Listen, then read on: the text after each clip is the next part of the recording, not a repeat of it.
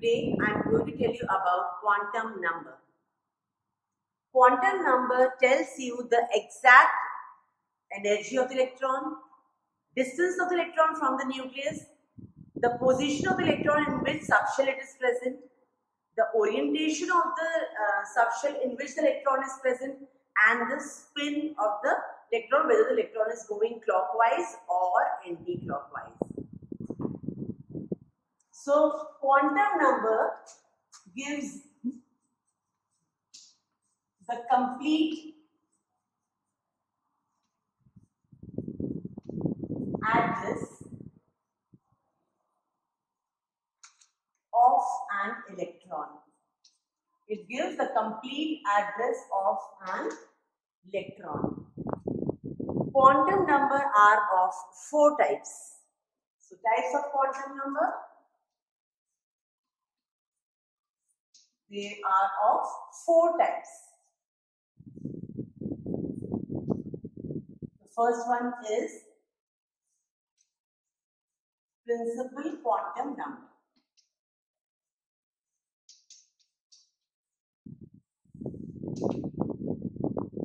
Principal quantum number is denoted by or is designated by n. Principal quantum number tells us about the energy of the electron. It also tells us about the distance of the electron from the nucleus. From the nucleus. That means if n is equal to 1, that means the electron is in the first shell. And if the electron is in the first shell, it is designated as K shell. If the electron is in the second shell or second orbit, the shell is said to be L. If n is equal to 3,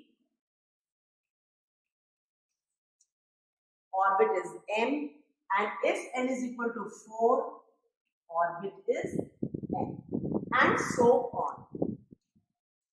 So this is the principal quantum number tells us about the energy of the electron, because I told you the electron has the energy same as that of the orbit in which it is present. It also tells us about the distance of the electron from the nucleus. That means as the distance from the nucleus increases, the energy also increases. That means with the number of shells are increasing, the energy also increases.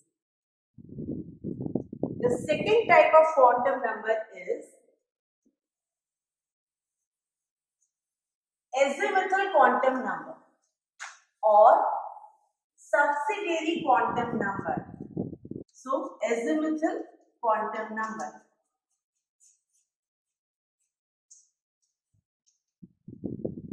or angular momentum quantum number.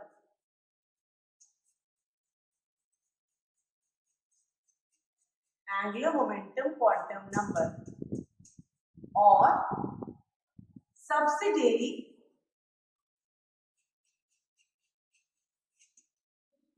quantum number. This quantum number is designated by L.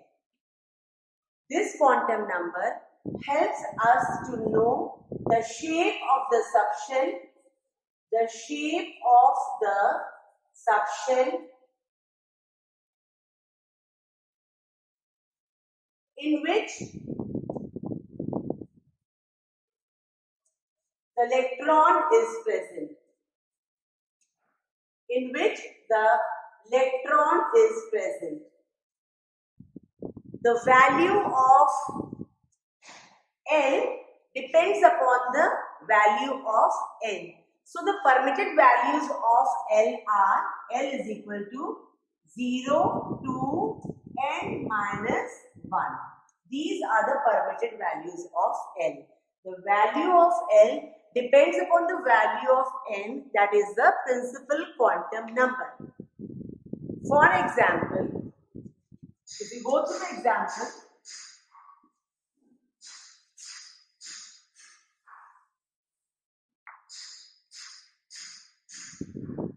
the value of N, L and the shape of the subshell.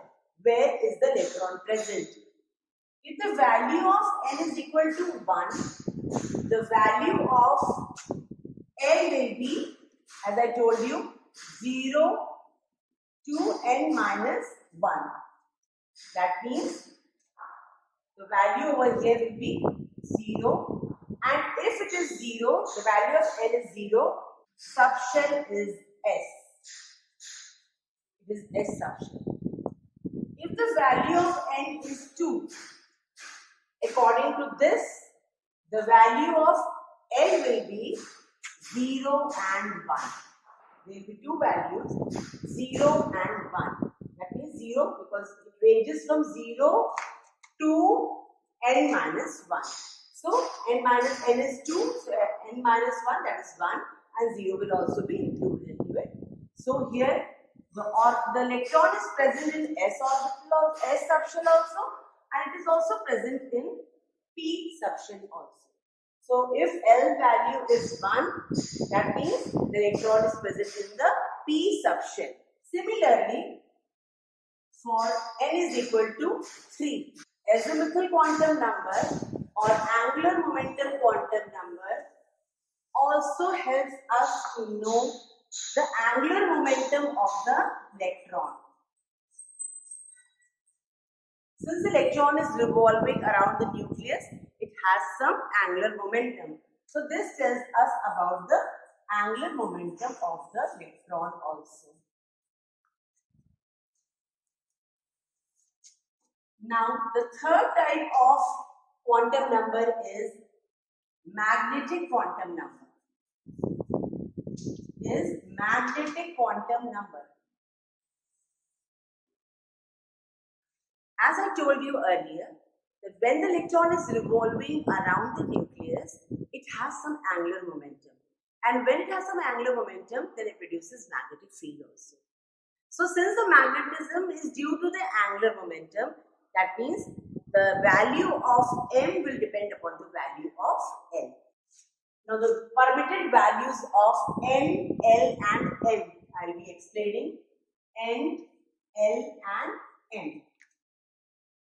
If the value of N is 1, the value of L will be 0 to N minus 1. That means the value will be 0. And here the value will be minus L to 0 through plus L. So the value of M will be 0. And if you see the permitted values and how many orientations are going to be, we'll use the formula 2L plus 1. So here we get the value as 1. That means if it is S orbital, since L is 0 means or the subshell is S. And if it is S, we have one orientation that is symmetrical, and this is S shell, S subshell. Okay. Now we go to this the second one. If the value of N is 2, we have the permitted values of 1 and 0 and 1. The value of M will be 0. And here we have again, since the value of L is 0, it is S, and so we get one orientation, that is spherical orientation. If the value of L is 1, that means it is P subshell. Here the value will depend, we have to calculate the value according to this, minus L through 0 to plus L. So we have minus 1, 0 and plus 1.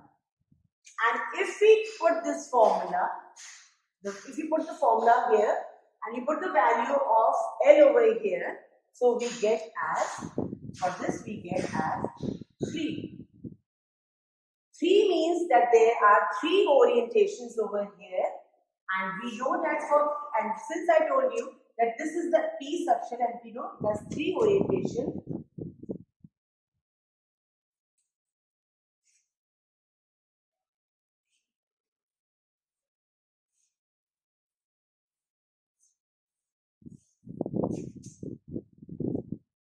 This is Py, Px and Pz.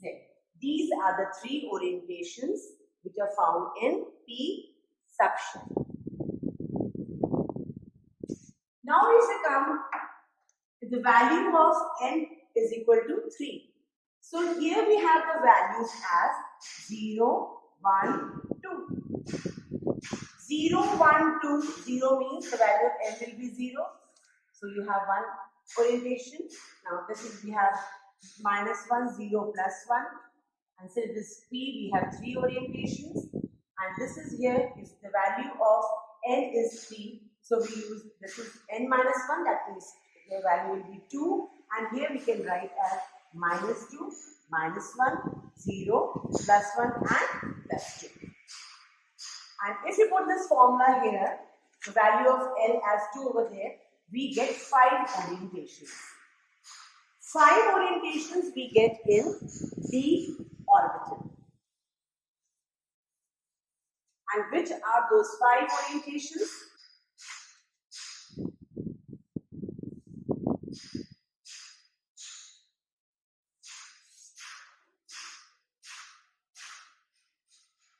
This is dxy,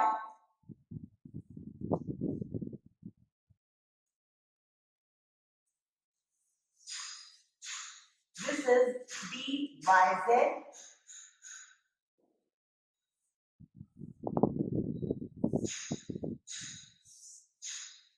we have 4 lobes along x and y, so this is dxy.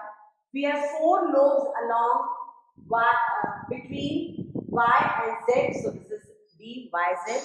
We have 4 lobes between x and z, so this is xz.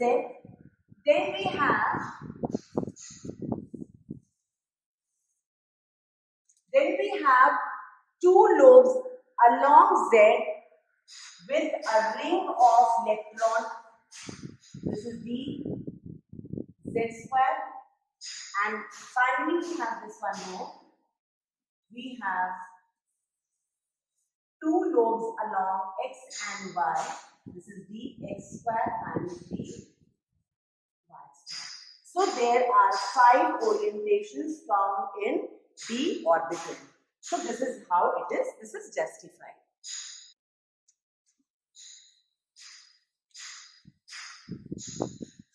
Now we come to spin quantum number.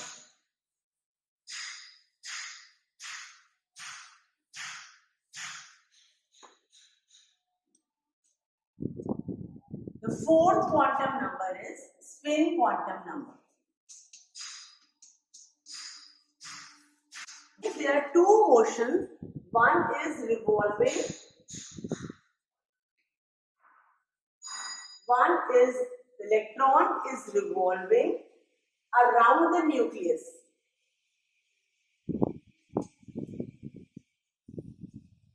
And the other motion is, this is one motion revolving around the nucleus, and the other is rotating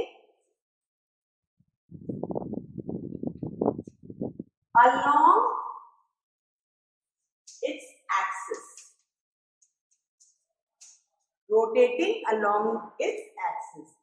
What we are concerned is about the rotation along its axis. That means when the electron rotates along its axis, it rotates in 2 ways. It rotates either clockwise or it rotates anti-clockwise, which is represented by +half, -half, or by an upward arrow and a downward arrow. Or it can also be shown like this. This is the way how it is represented, and it is designated by S. So this is what is about quantum number, and we'll be doing some exercises as the chapter finishes.